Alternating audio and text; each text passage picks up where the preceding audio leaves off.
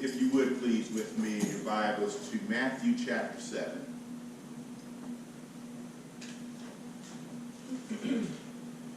We're going to look at a few verses this morning and a couple of other places.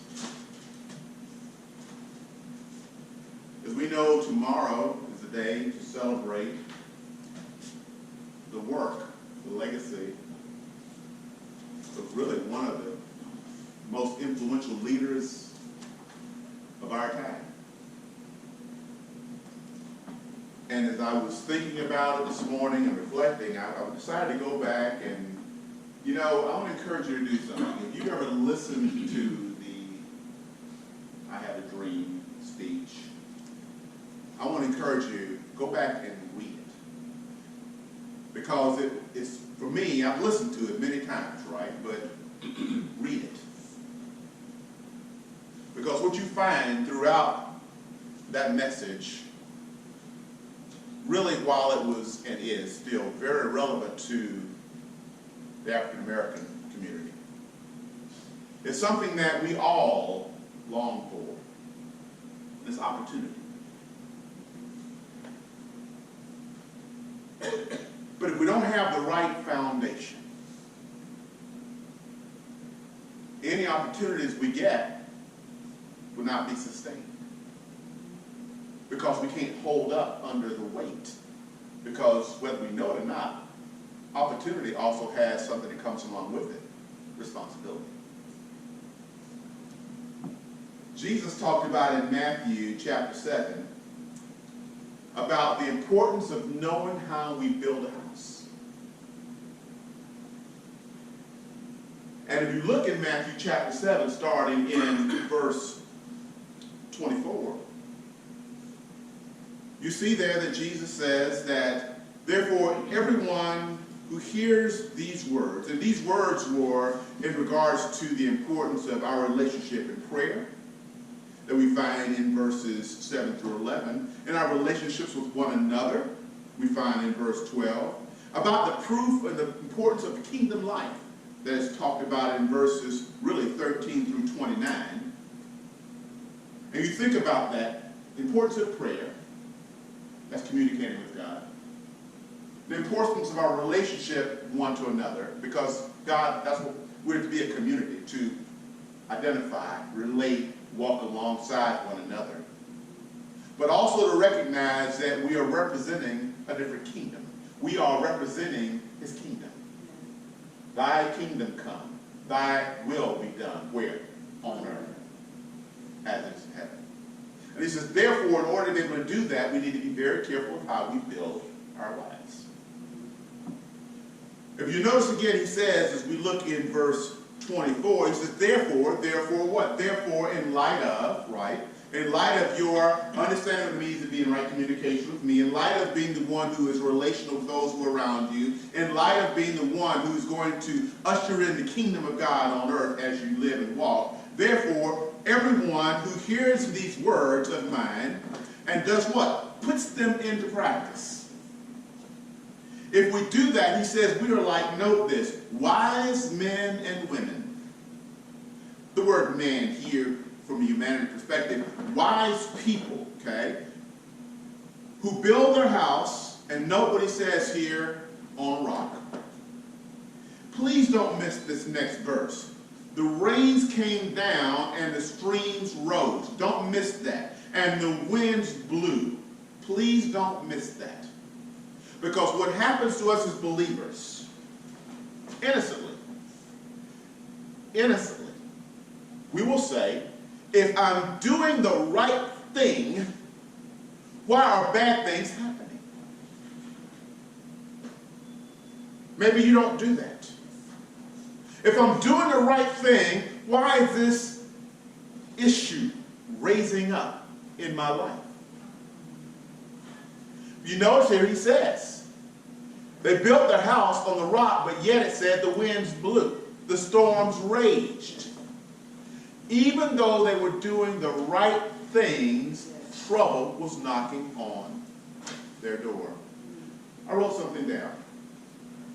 Happiness, please hear this, is not a matter of circumstances. Happiness is how we deal with circumstances.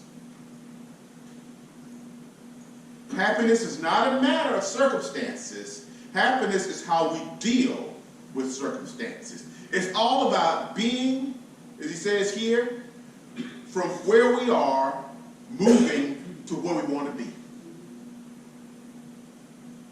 If you go back and look at the speech of Dr. King, he talked about not only where we were then, but also where we wanted to be, to the point of really being prophetic in a dream. That's what everyone would be for. No matter what creed, no matter what background, really prophetic.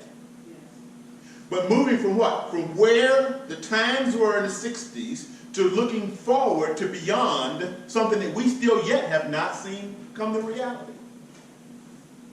Making the most of your opportunities and moving from where you are to where you want to be. What has you stuck today? What circumstance has you stuck? Because you may find yourself, like I was speaking about, where the thing that's happened to you is not a good thing, and you're innocently saying, but I've been doing the right thing, so why is this wrong thing happening to me? And therefore you're stuck. Instead of moving forward. Because you see, if you think about last week, we talked about what? Without what? Without faith, it's impossible to please God. It's faith that lets you do what? Take that step across the bridge, right? It's faith that lets you now move forward when you feel paralyzed because of the circumstances.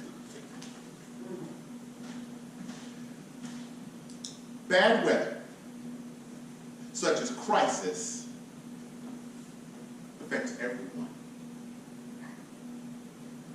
The sun shines on everyone, and the rain pours on everyone. Those who make the most of their opportunities, this will really make me go back and read this morning. Those who make the most of their opportunities are more likely to see their dreams fulfilled. What dream do you have today?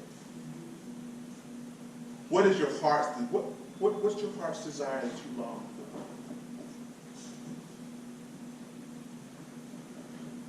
Note again, he says in our text again, he says, verse 25 again. Now listen, these were people who were building upon, they were doing what this word says. Go back to verse 24. Everyone, listen, who hears these words of mine and does what? Puts them into practice. And these were walking and talking the walk. It's like a wise man who builds his house on the rock. Verse 25. Doing the right thing. The rains came down. Doing the right thing. The streams rose. Doing the right thing. The winds blew and beat against their house. But look what it says. But it did not fall. Because it had its foundation on the rock. I think about Paul, who said, after you've done everything to stand, keep on standing.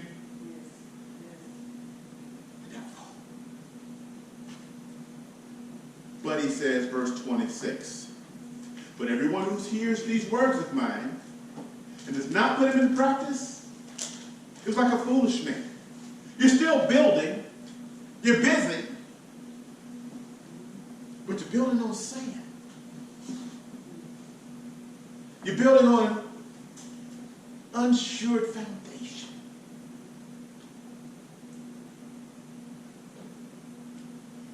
There's a place at my house you can come and see. Come and see it. And at the corner of my house, that I built, I was a young baby. And I had people come and do the work for me and help me get the work done. And we decided we wanted to kind of extend a little bit further when we put the foundation in. And so instead of me calling someone back to get it done, I decided I can do this myself. 27 years old, I'm strong, I can do this myself. To this day, somebody said that, to this day, you can see on the side of my house, there's brokenness in the brick. Because that part of the house continues to settle. Because the foundation wasn't down to the clay. I dug deep, but I didn't dig deep enough. And to this day, I'll go back and I'll go and clean all that water out of those joints and come back in and trowel it back in. I even had, one time I went back and had the actual area, the curtain wall, rebuilt. I know what I'll do. I'll rebuild the curtain wall. And you know what, you go and look at it, guess what you see coming right back? The cracks. Because the foundation was not right. The only way those cracks are going to stop is to go back down to a firm foundation. Or will continue to manifest itself. Why won't you do that? Because it takes time. We need to stop, take the time to reapply the right foundation in our life, or the things we continue to patch will continue to keep on cracking.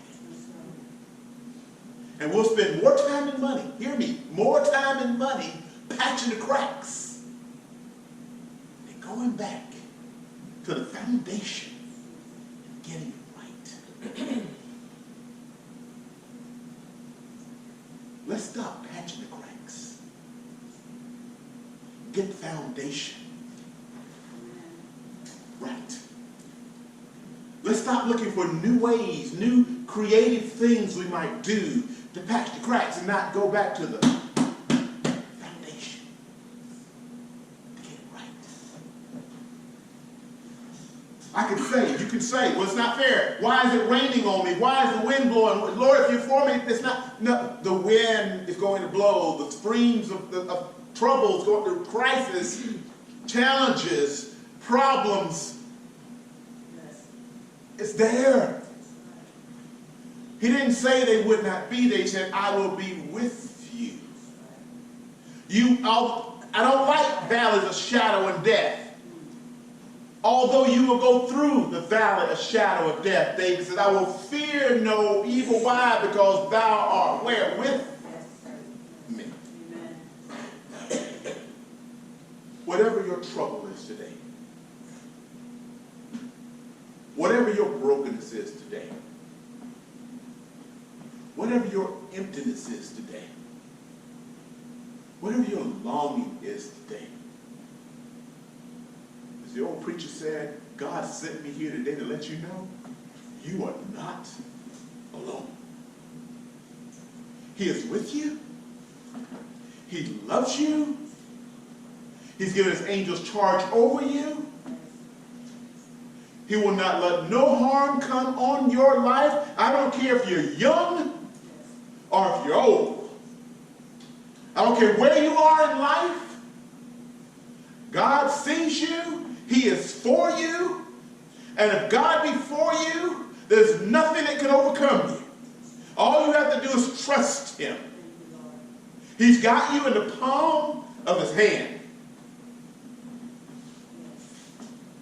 The streams will rise. The rain is going to pour down. But you know what's interesting about rain? Rain is never a comfortable situation. But what comes after the rain is new growth. Without rain, there'd be no growth. All things work together for the good, for those who love the Lord and are called according to his purpose. Don't you ever forget that.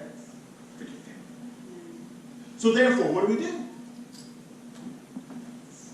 What do we do when these things happen? What do we do? How am I to respond? Ephesians chapter 5 says this, starting in verse 15. Be very careful. Don't miss this. Be very careful then how you live. Not as unwise, but is wise. Doing what? Making the most of every opportunity. Yes. Making the most of every opportunity.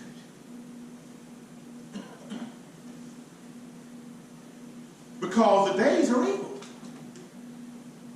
Therefore, do not be foolish, but understand what the Lord's will is. Don't give up getting drunk with wine, which leads to debauchery. Instead, be filled with the Spirit and speak to one another with psalms, hymns, and spiritual songs. Sing, make music in your heart to the Lord. It's called worship. Worship him in your deficit. It was worship that allowed the doors of the jail to fly open when Paul and Silas found themselves in a prison. They worshiped God and the doors flew open. Opportunity comes, and don't miss this. Please, please don't miss this. Opportunity presents itself in the midst of barrenness. It is when you find yourself barren, in want, without is when opportunity presents itself. How many of us miss opportunities because we're overcome by the barrenness that we find ourselves in, and we don't have our eyes wide open to see what the hand of God is doing in the desert wasteland in which we are, and miss the oasis God has right there, waiting for us. And we miss the opportunity to take the responsibility of the dream.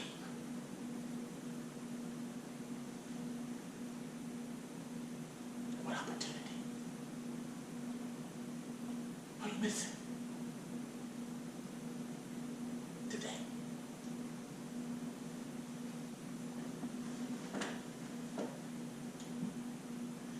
Jeremiah told the people, and Jeremiah 29:11 says, and please, I beg you.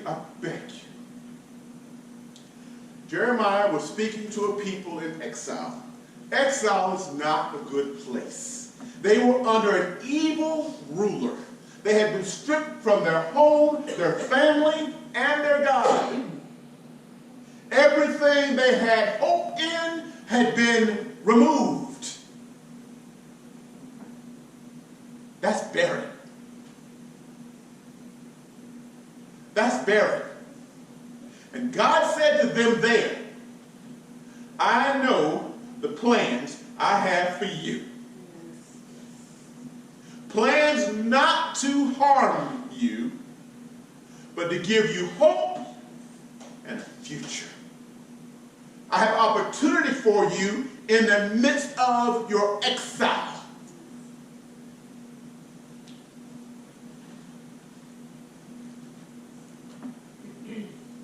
Paul told the people,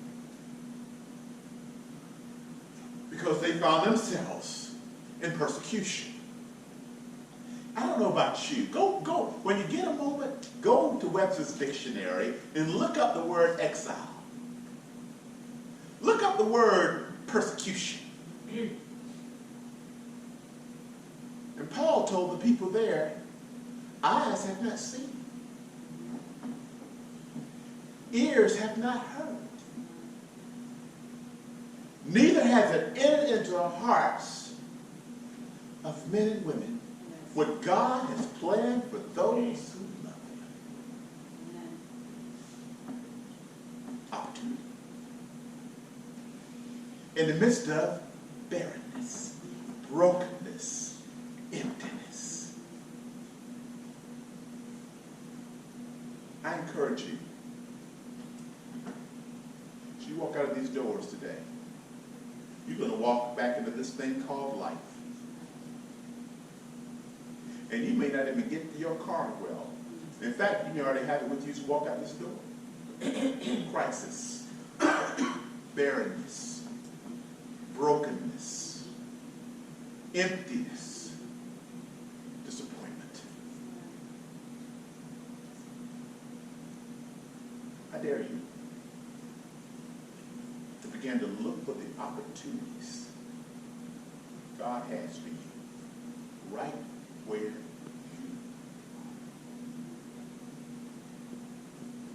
But just like Dr. King did, things were not well. Things were very, very bad. It wasn't like I'm talking about a dream and it's already come to pass. It was kind of dark. People couldn't just go. I'm not going to hold you with this. This is what made me late this morning. I never knew why. When we went on vacations, and I can still see it. I can still see this. They didn't have styrofoam and they didn't have plastics back there. Everything was metal. We had this metal ice box. I don't know where Daddy got it from, but it said Coke on the top of it. It actually had on the side a little bottle opener. You could open bottles with it. And when we go to, every summer we'd go to Philadelphia, and we'd go to New York, to Brooklyn, and the Bronx, and because that's where all our people that were there. And so, every summer that's where we would go, And I can remember this. I can remember this day sitting in the back seat with my feet, because I was the oldest, so I had to sit with my feet on top because the car is kind of tight. So I'm sitting with my feet on top of this cooler. But also I had access to all the Coke and all the bologna sandwiches. Because that's what was in it. And I thought it was because it was the way it was.